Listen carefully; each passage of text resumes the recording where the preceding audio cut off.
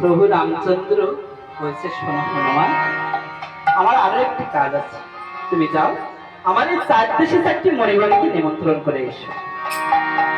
হনুমান বলছে, প্রভু আমি হলাম আপনার চরণের দাস, এই দাসের নিমন্ত্রণ তো মণিগণ গ্রহণ করবে না, এই আপনি আপনার ভাই লক্ষণকে দেখে আপনি নিমন্ত্রণটা করিয়ে দেবেন।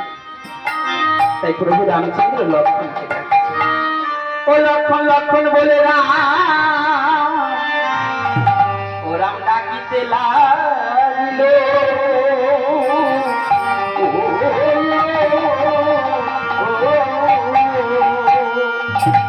হেন কালে লক্ষণ আসি দর্শন দিল।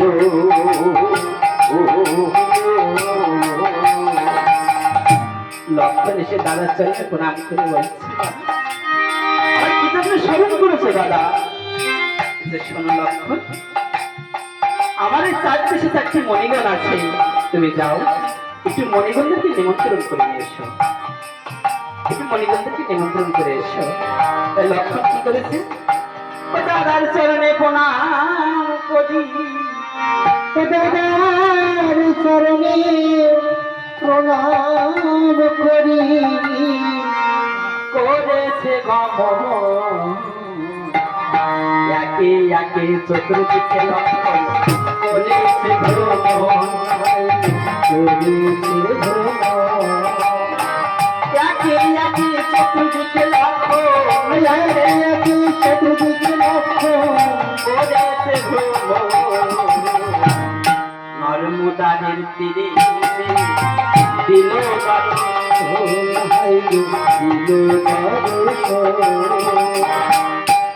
লক্ষণ নর্মদার তীরে যে দেখতে পায় সমস্ত মণিঋষি এক জায়গায় বসে ধ্যান করছে।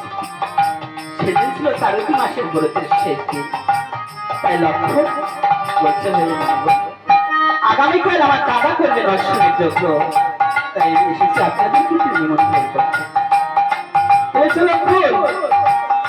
লক্ষণ, হ্যাঁ নিমন্ত্রণ আমরা পেয়েছি, কিন্তু আমাদের মধ্যে যে শ্রেষ্ঠ মহামণি, হ্যাঁ তিনি তো নেই। তিনি কে? তিনি বাল্মীকি মুনি। তিনি কোথায় থাকেন? তিনি থাকেন চিত্রকূট পর্বতে। এখানে কতদিনের পথ? এখান থেকে 18 দিনের পর। কিন্তু তাহলে তো আমার কাছে যাওয়া সম্ভব নয়। তাই মুনি যে মন্ত্র বলবেন, সেই মন্ত্র কি আপনার ভাগ করে বলতে পারবেন? বলতে পারা যাবে লক্ষণ, কিন্তু এখন হলো স্বার্থের যুগ। ওই ওনার প্রাপ্যটা যদি আমাদের দিয়ে দাও তাহলে যাওয়া যায়। ওই এই কথা। ঠিক আছে, ওনার যা প্রাপ্য আমি আপনাদেরকে ভাগ করে দেব। বেশ, তাহলে চললাম। তথা হইতে মনে গণ, তথা হইতে মনে গণ করেছে বাবন, অযোধ্যায় আসি মন্ডল দিল দর্শন, এসে দিল দর্শন। সমস্ত মণিগণ অযোধ্যায় এসে দেখতে পাচ্ছে অযোধ্যা অন্ধকার অন্ধকার লাগছে, কোন পূজা করে নিতে হাসি। তাই প্রভু রামচন্দ্রকে দেখে বলছে, ওহে রামচন্দ্র, তুমি তো অশ্বমের যজ্ঞ করতে বলতে হতে চলেছে, তোমার যজ্ঞেশ্বরী কোথায়? তাকে তো আমি চিরতরের জন্য বনবাসী দিয়ে দিয়েছি মহামণি। শোনো রামচন্দ্র, এই যজ্ঞটা যজ্ঞেশ্বরী বিহীন নয়। ভাই, তুমি যদি এই যজ্ঞ পূর্ণ করতে চাও, বলুন। তাহলে এই মুহূর্তে বিশ্বকর্মাকে দেখি একটি স্বর্ণ সীতা নির্মাণ করতে হবে। বেশ, আর সেই স্বর্ণ সীতাকে বামে রেখে তোমাকে যজ্ঞে বলেতে হবে। প্রভু রামচন্দ্র বিশ্বকর্মাকে রাখছে, ও বিশ্বকর্মা বিশ্বকর্মা বলে রাম ডাকিতে লাগলো,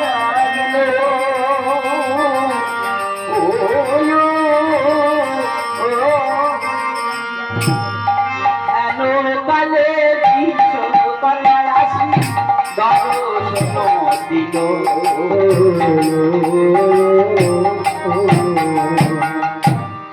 বিশ্বকর্মকার এসে প্রভুর চরণ প্রণাম করে বলছে, প্রভু আপনি আমায় কি জন্য স্মরণ করেছেন? কোন বিশ্বকর্মা, আমি করবো অশ্বমের যজ্ঞ, তাই তোমাকে একটি স্বর্ণ সীতা তৈরি করে যেতে হবে। তাই বিশ্বকর্মাকার প্রভুর আদেশ পাওয়া মাত্রই স্বর্ণসীতা নির্মাণ করছে। নির্মাণ করে গো, নির্মাণ করে গো, একাকিনী বসে বসে নির্মাণ করে গো, একাকিনী বসে বসে নির্মাণ করে গো, নির্জনে একাকিনী নির্মাণ করে গো, নির্জনে একাকিনী নির্মাণ করে গো। বিশ্বকর্মাকার স্বর্ণসীতা নির্মাণ করে দিয়ে বিশ্বকর্মাকার বিদায় নিয়েছে। প্রভু রামচন্দ্র সেই স্বপ্ন সীতাকে বামে রেখে যজ্ঞ বলিতে হতে চলে। যখন যজ্ঞের ধোঁয়া উঠছে, সমস্ত মনি ঋষি প্রজাগণ বানরগণ সকলে যজ্ঞে আছে। প্রভু এই যজ্ঞে কিন্তু সবাইকে নিমন্ত্রণ করেছে, কিন্তু পবনপুত্র হনুমানকে প্রভু নিমন্ত্রণ করেন। আর হনুমান বসেছিল কদলী বনে। ওমা, হনুমান কেমন হয়ে আছে? ধনুকেতে তীর ছাড়িলে যেমনি যাই ছিটে,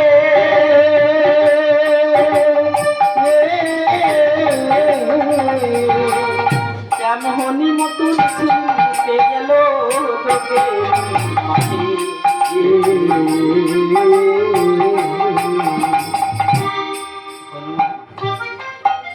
যোগীর দ্বারে দেখতে পাই লক্ষণ দাঁড়িয়ে আছে। বলছে, লক্ষণ তুই আমার দ্বার ছেড়ে দাও, আমি যজ্ঞে প্রবেশ করব। লক্ষণ বলছে, হনুমান আমাদের এই যজ্ঞে সমস্ত মনি ঋষি প্রজাগণ বানরগণ আমরা তো সবাইকে নিমন্ত্রণ করেছি, কিন্তু আমি তো তোমাকে নিমন্ত্রণ করিনি। তাই এই যজ্ঞে সবাই প্রবেশ করতে পারলেও তুমি কিন্তু প্রবেশ করতে পারবে না। হনুমান অধীর নয়নের কাঁদছে আর বলছে, লক্ষণ আজ তুমি এ কথা বলছো? তোমার এই মুখে এ কথা শোনা পাই না লক্ষণ। যখন শক্তিশালী প্রাণ দিয়েছিলেন, ওই গঙ্গামাতার পর্বত থেকে উষানি না আমি তোমার জীবন দান দিয়েছিলাম। আজ তুমি আমাকে যজ্ঞে প্রবেশ করতে দেবে না লক্ষণ? তবে আমি এই যজ্ঞে থাকতে চাই না। তুমি একটিবার আমাকে যজ্ঞে প্রবেশ করতে দাও লক্ষণ। আমি শুধু একটিবার যুগধর দর্শন করে আমি আবার চলে আসবো। হনুমানের কান্না লক্ষণে সহ্য করতে পারছে। লক্ষণ বলছে, রে হনুমান তুই তো জানিস আমি আমার টাকার আজ্ঞাকারী, তুই একটু অপেক্ষা কর, আমি আমার দাদার কাছ থেকে একটু অনুমতি নিয়ে আসি।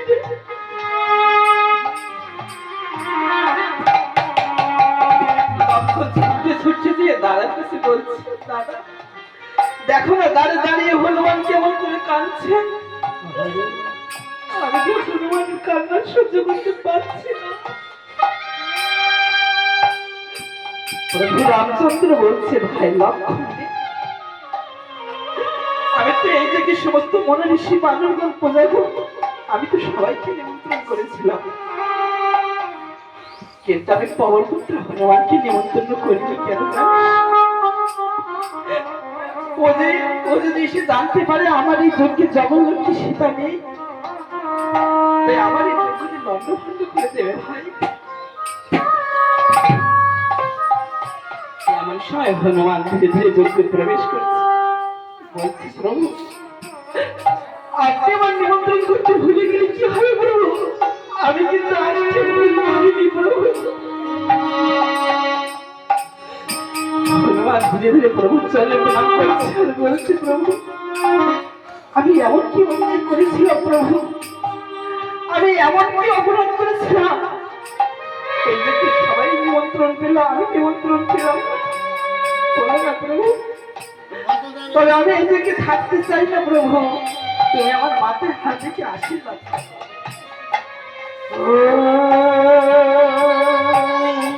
প্রভু রামচন্দ্র হনুমান দীর্ঘ জীবী হওয়া বর্ষ প্রভু এবার হনুমান ধীরে ধীরে মায়ের চরণে প্রণাম করছে আর বলছে, আমি এমন কি অন্যায় করেছিলাম, আমি এমন কি অপরাধ করেছিলাম, প্রভু এই থেকে সবাইকে নিমন্ত্রণ করলো, আমাকে নিমন্ত্রণ করলো না। তবে আমি এই যুগে থাকতে চাই না মা, তুমি আমার মাথায় হাত রেখে আশীর্বাদ করে যাবে। মা জগন্নাথী সীতা হনুমানের মাথায় হাত রেখে আশীর্বাদ করছেন। হনুমান বলছো, প্রভু আমার মাথায় হাত রেখে আশীর্বাদ করলো, তুমি আমার মাথায় হাত রেখে আশীর্বাদ করছো না, তাহলে আমি সত্যি অপরাধী বলো না মা? আমি এমন কি অন্যায় করেছি? প্রভু রামচন্দ্র মনে মনে চিন্তা করছে, আমি যদি হনুমানের সঙ্গে সত্য কথা না বলি তাহলে হনুমান হয়তো মাকে ভুল বুঝতে পারে। তাই বলছে হনুমানে, যে মা তোর মাথায় হাত রেখে আশীর্বাদ করবে ওটা তো সেনা নয় রে। বলছে তাহলে কোন মা? বলছে ও তো স্বর্ণ সীতা। বলছে স্বর্ণ সীতা? তাহলে আমার মা কোথায়? বলছে আমি তোর মাকে চিরদিনের মতন ওই নির্বাসনে পাঠিয়ে দিয়েছি। তুমি আমার মাকে চিরদিনের মতন নির্বাসনে পাঠিয়ে দিয়েছো, আমাকে করেছো মাতৃহারা। বলো দয়াল, কেন কোন অপরাধে আমার মাকে চিরদিনের মতন নির্বাসনে পাঠিয়ে দিয়েছো? বলো দয়াল, বলো বলো দয়াল রাম হে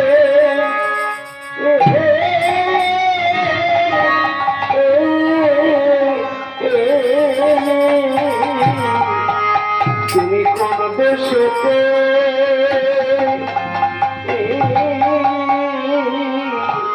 তোমার মাজা লক্ষ্মী তুমি দিয়েছো বন বাসে দয়াল রাম হে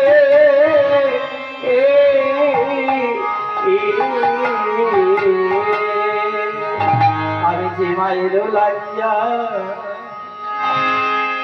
সাগর লইয়া, মায়ের লাগিয়া সাগর লইয়া লঙ্কা পোড়ায়ে মুখ পোড়া গো দয়াল রাম হে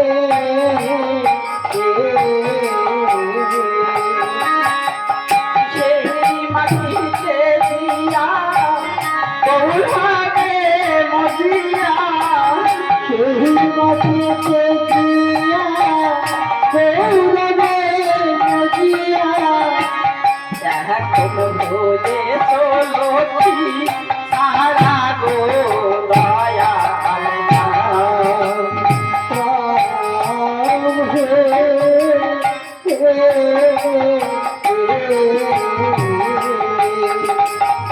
তাহারিনি জানিতে মাজননি রাখিতে, পারি না জানিতে মাজলকি রাখিতে, তাহারি নাম ছিল বলি মাতে গো দয়াল রাম হে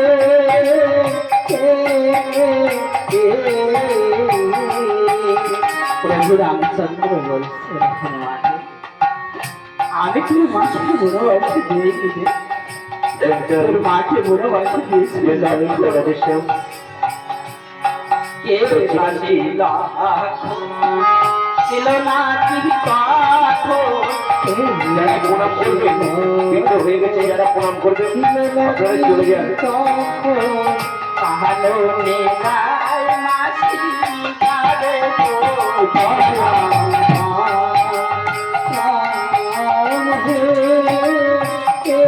ঘুমাও, ঘরে গেলে ঘুমাও, তোমার গান শুনতে হবে না। ঘুমাও, হ্যাঁ যাও খাটে আসো।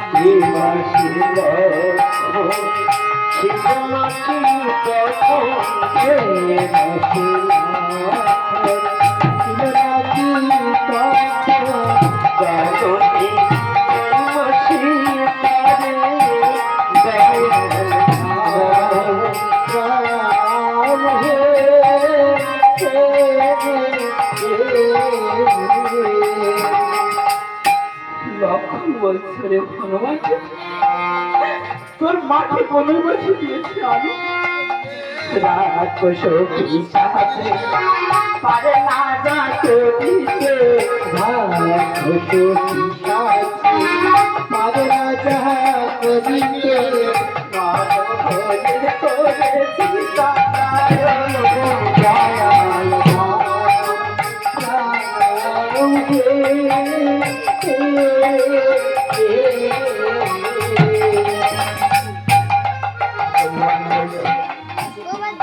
তুমি আমার মাকে চিরদিনের মতো নির্বাসনে পাঠিয়ে দিয়েছো,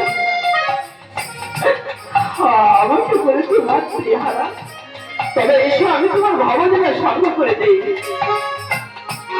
প্রভু রামচন্দ্র বলছে, শোনো লক্ষণ হনুমান, আমি কেন কোন অপরাধে আমি তোমার মাকে চিরদিনের মতো নির্বাসনে পাঠিয়ে তোমরা যদি এই কথা জানতে চাও তাহলে তোমরা এই মুহূর্তে চলে যাও অবস্থমানের কাছে, সেখানে কিন্তু সব জানতে পারবে এবং বুঝতে পারবে। লক্ষণ বলছে, চলো হনুমান, আমরা একটিবার অবস্থমানের কাছ থেকে জেনে আসি কেন দাদা মাকে চিরদিনের মতো নির্বাসনে পাঠিয়ে দিয়েছে। তথা হইতে লক্ষণ হনুমান, তথা হইতে লক্ষণ হনুমান বলেছে অবস্থমানের কাছে যে দিল দর্শন, কহমনি বলো শুনি, কহমনি বলো শুনি, শিকার বাড়ি কি কারণে বলে গেলে রাম হরমনি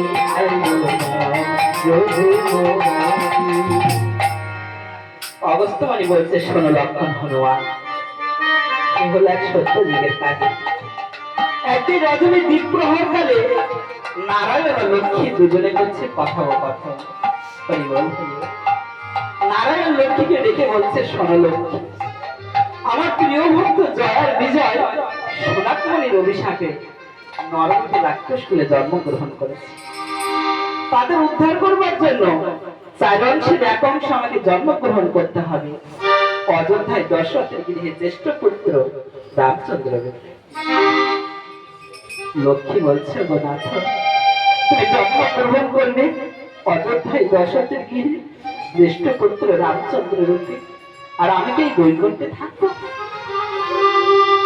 নারায়ণ বলছে, কি করে ভাববে লক্ষ্মী আমি তোমাকে রেখে যাব? আমি তোমাকে সঙ্গে করে নিয়ে যাব, তবে তুমি কোথায় থাকবে জানো? তুমি থাকবে মিথিলায় জনক রাজার গৃহে সীতারূপে। বাবা, আমাকে রেখে যাবে না, আমাকে সঙ্গে করে নিয়ে যাবে, তবে তুমি থাকবে অযোধ্যায় আর আমি থাকবো মিথিলা। তুমি বলতে পারো না তো,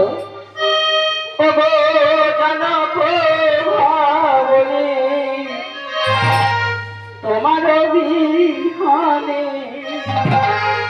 থাকবো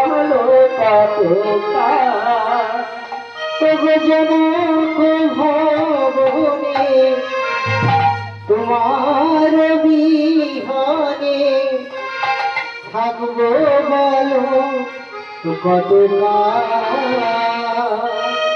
আমারে দেব দিবে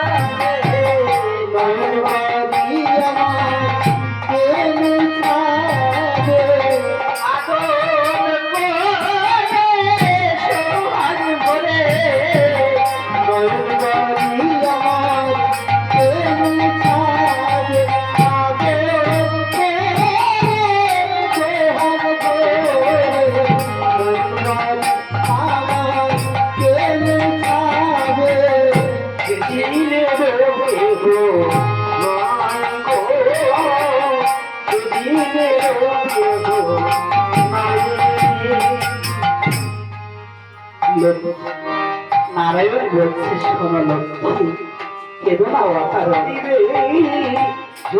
আমি মিথিলায় তৈরি করবো অসভ্য। ওমা, এখানে নারায়ণ লক্ষ্মীকে কথা দিচ্ছে, শোনো লক্ষ্মী, কেঁদো না অকারণ, আমি মিথিলায় তৈরি করবো অসভ্য। ওমা, আমরা সকলে জানি অসভ্য হলো রাবণের লঙ্কায়। এখানে নারায়ণ লক্ষ্মীকে কথা দিচ্ছে, শোনো লক্ষ্মী, কেঁদো না অকারণ, আমি মিথিলায় তৈরি করবো অসভ্য। বলছে মা, অসভ্যটা কেমন? বলছে নাশ হোক অসভ্য, যেখানে নেই কোনো সভ্য, যেখানে পশুরা পাখিরা করে রামায়ণ গায়, সেখানে হয় আনন্দ গায়। আর সেই অসভ্যরে কি থাকবে জানো লক্ষ্মী? সেই অসভ্যরে থাকবে একটি পুষ্করণী, আর সেই পুষ্করণীর পাশে থাকবে একটি কদম গাছ, আর সেই কদম গাছের ডালে সুখা শাড়ি নামে দুইটি পাখি তোমাকে মধুমাতা নাম গুণাগর কীর্তন গান দিয়ে শোনাবে। হরি বল, হরি বল। তবে ওই গান শুনে দুটিকে পাখিকে ধরো না, তাহলে কিন্তু তোমার ভীষণ বিপদ হবে। লক্ষ্মী বলছো গো নাথ, তুমি যেখানে যতই আনন্দ গান করে পুরুষ তৈরি করো না কেন, তুমি বুঝবে না নারীর যন্ত্রণা কোথায়, নারীর বেদনা কোথায়।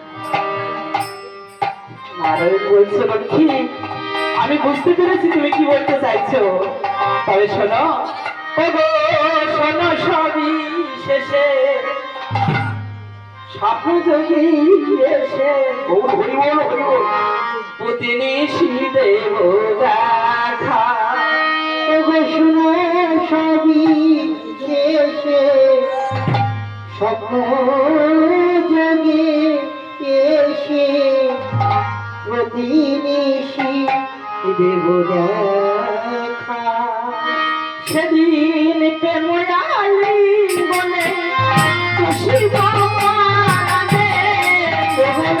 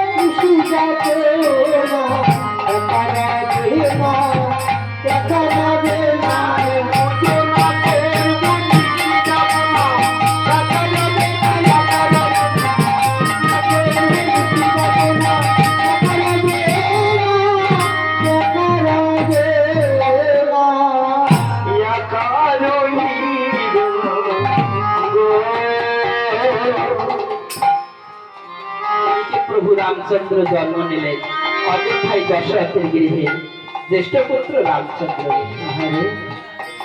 আর এদিকে লক্ষ্মী জন্ম নিলেন মিথিলায় জনক রাজার গৃহে সীতারূপে। ওমা, যখন পঞ্চম বৎসর উত্তীর্ণ হতে আর কয়েকদিন বাকি আছে, মা জগন্লক্ষ্মী সীতা দাসীগণকে নিয়ে পুষ্করিণীতে জলকেলি করছে। হরি বল, হরি বল। আর এমন সময় ওই কদম গাছের ডালে বসে দুইটি পাখি মধুমাখা নাম গুণাগর কীর্তন গান করছে। আমার কেমন করে কৃষ্ণ হরে কৃষ্ণ কৃষ্ণ কৃষ্ণ হরে হরে হরে রাম হরে রাম রাম রাম হরে রাম। হরে হরে কৃষ্ণ, হরে কৃষ্ণ, কৃষ্ণ কৃষ্ণ হরে হরে, হরে রাম, হরে রাম, রাম রাম, হরে হরে।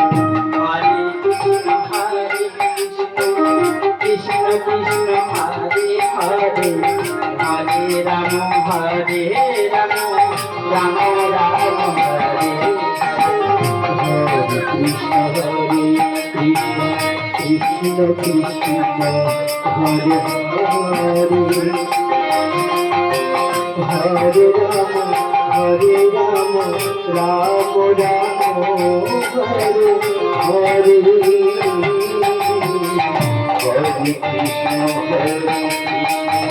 কৃষ্ণ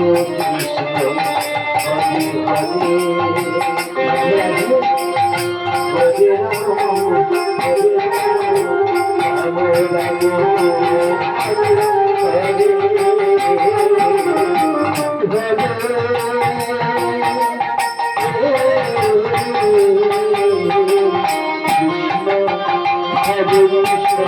কৃষ্ণ কৃষ্ণ হরে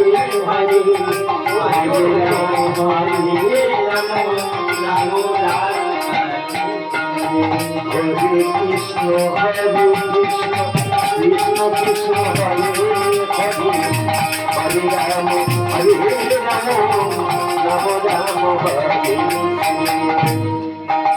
মা জগন্নাথ সীতা বলছে মধুমূর্তে নাম গুলো কীর্তন কোথা থেকে এসে আসছে? আমি তো নাম করে বড় পাগলে এমন সময় লক্ষ্য করে দেখতে পাই কদম গাছের ডালে বসে দুইটি পাখি মধুমাতা নাম করছে হরে কৃষ্ণ কৃষ্ণ কৃষ্ণ হরে হরে হরে রাম রাম রাম হরে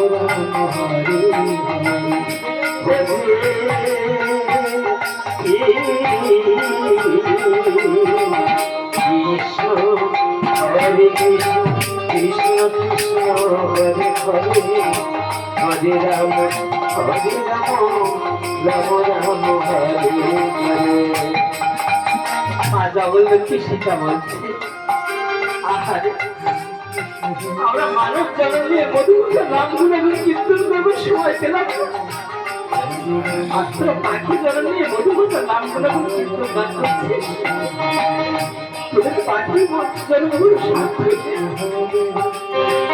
তবে আমি তোদের কাছে জানতে চাই তোরা কোথা থেকে শিখেছিস সেই মধুমূর্তে নাম গুলো কীর্তন গান তাই দাসীগণদের ডেকে বলছে হয়ে দাসীগণ তোমরা এই দুইটি পাখিকে আমার কাছে ধরে দাও না আমি ওদের কাছে জানতে চাই ওরা কোথা থেকে শিখেছে এই মধুমূর্তে নাম গুলো কীর্তন গান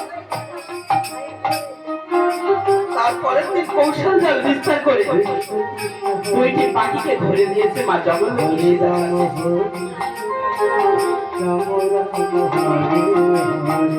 মা জগন্নাথী সীতা দুইটি পাখিকে নিয়ে বলছে পাখি তোমরা কত থেকে শিখেছে মধুমূর্তে নাম গুলো কীর্তন গান আমি তো নামগুলি বড় পাগল বলছি মা বাল্যকালের তপবনের পেছনে আমাদের বাসা সেখান থেকে শিখেছি আমরা নাম কীর্তন গান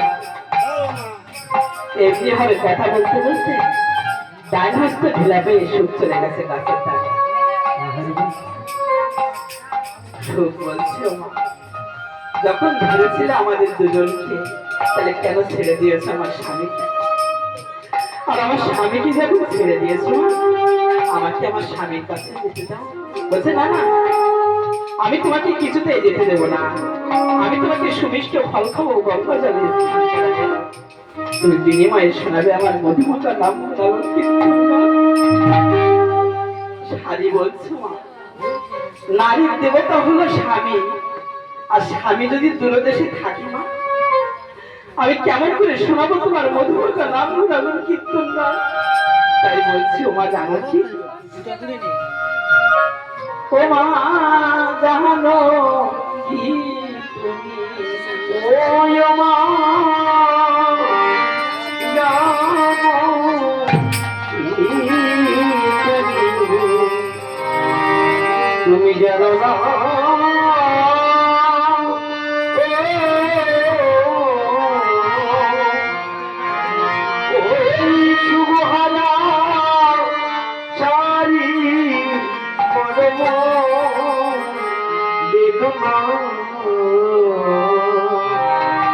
রানী বন পাখি তুমি জানো না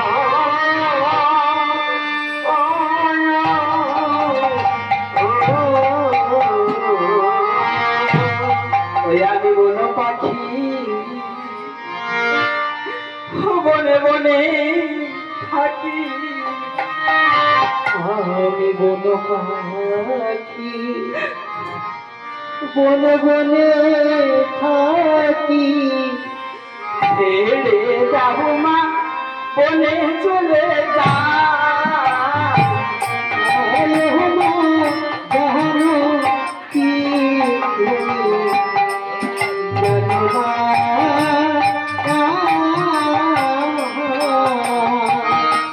সুগুবিলা সাজিতে কেমনে মাটি সুগুবিলা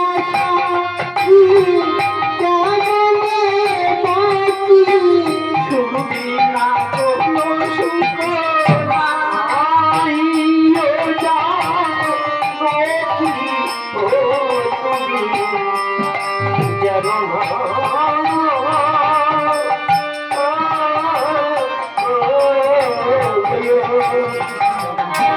বলছো মা আমাকে আমার স্বামীর কাছে যেতে দাও মা বলছে না না মা জগন্নাথ কৃষিটা বলছে না না আমি তোমাকে কিছুতে ছেড়ে দেবো না আমি তোমাকে সুনিষ্ট ফল খাবো গঙ্গা জলে স্নান করাবো বিনিময়ে শোনাবে আমার মধুমুখে গান গুলা করতে হিত মধু পেলো তো আমি দেখো হিত মধু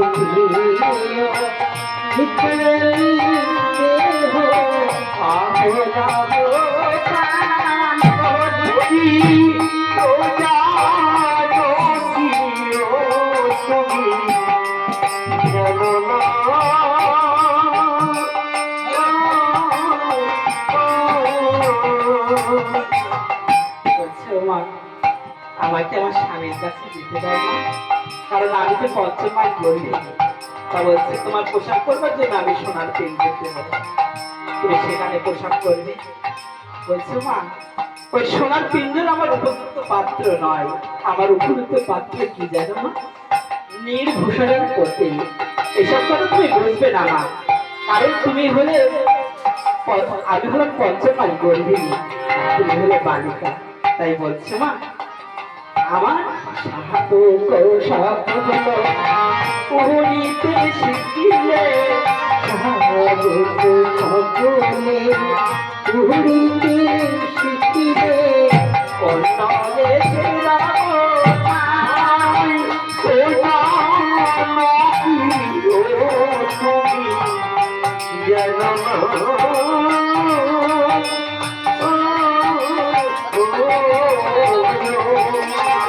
বলছে মা আমার এই সাপকর সাফল্য যেদিন পাখি মিলে উড়িতে শিখবে সেদিনই স্বামী শোনাবো তোমার মধুমতা নাম গুলো কি সুন্দর আবার তোমার স্বামীর কাছে যেতে দাও মা কিন্তু আমার পোশাক বেদনে লিপ্ত হয়ে যায় বলছে তুমি আমার কাছে যতই অনুনয় বিনয় করো না আমি কিন্তু তোমাকে কিছুতে ছেড়ে দেবো না এমনি ভাবে কথা বলতে বলতে স্বামী মৃত্যুবরণ করেছে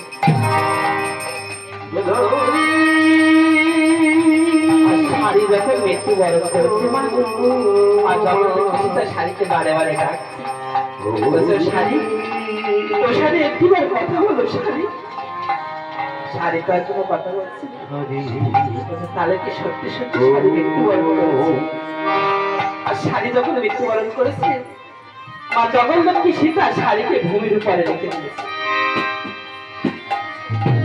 আর শোক ছিল গাছের ডালে বসে শোক বলছে মা আমরা তো বনের পাখি আমরা বনের পাখি হয়ে আমরা তো কোনো অন্যায় করিনি মা আমরা তো কোনো অপরাধ করিনি তাহলে কেন এমনি করে আমার শাড়িতে সোনার পিঞ্জরে রেখে মেরেছে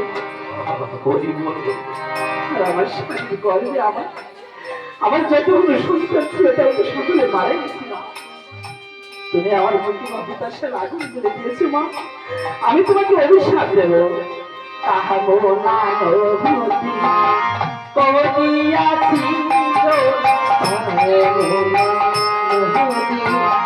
কদিয়াছি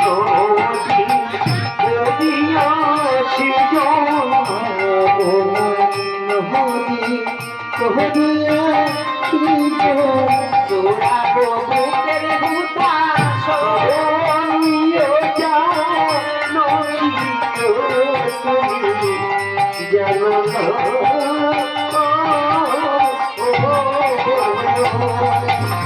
জন্মিয়া পরে ছিলানো নগরে, জন্মিয়া পরে ছিলানো নগরে, পাঠাবে তোমায় নির্বাসনে। নিয়ে যাও লোকিত তুমি জানো না এলো সে সাথী রাধে কদু, এলো সে সাধিসু কামনা ছুটে পিতা তোমার। জানো কি তুমি জানো না।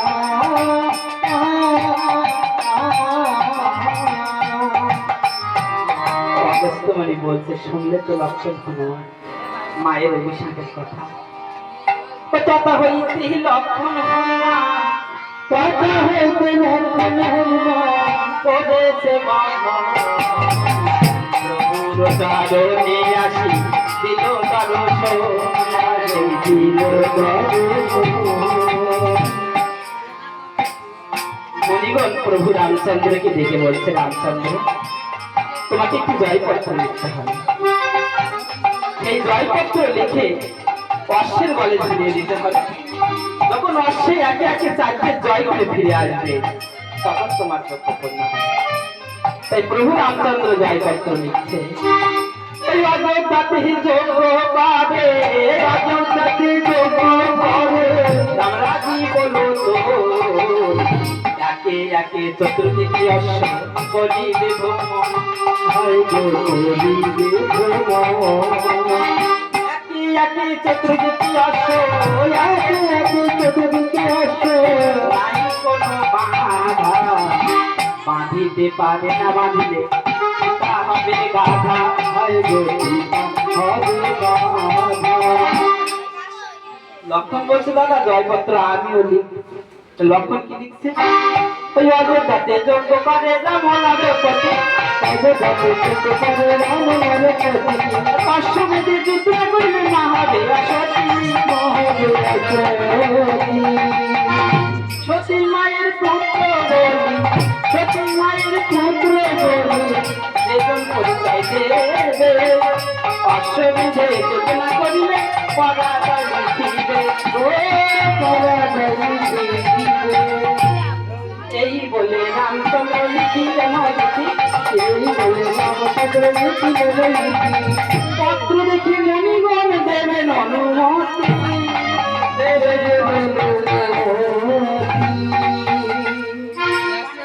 প্রভু রামচন্দ্র জয়পত্র লিখে মণিকান্তের কাছে দিয়ে বলছে, মণিগণ জয়পত্র লেখা কেমন হয়েছে? উত্তম হয়েছে, কিন্তু এই জয়পত্রের ছাড় যেখানে পড়বে গন্ডগোলের সৃষ্টি হবে, বুঝলেন? জয়পত্র লেখা উত্তম হয়েছে, তবে যেখানে পড়বে গন্ডগোল বেড়ে যাবে। প্রভু রামচন্দ্র চিন্তা করছে অশ্বে রক্ষে রেখে যাবে। এমন সময় ভরত আর শত্রুঘ্ন এসে বলছে, দাদা অশ্বে রক্ষে আমরা দু ভাই যাবো। বলছে, তোমরা কি যুদ্ধ করতে পারবে? বলছে, দাদা ওই দক্ষিণ দেশে যে বীর ছিল লবণ দৈত্য, তোমার আশীর্বাদে আমরা ওকে নিধন করেছিলাম এবং সেখানে দিবসে রাজত্ব করেছি। বলছে, বেশ, তাহলে এই মুহূর্তে সারথীকে ডেকে একখানা অনুমত রথ সাজিয়ে নাও। বর্ষা রতি হে, মানে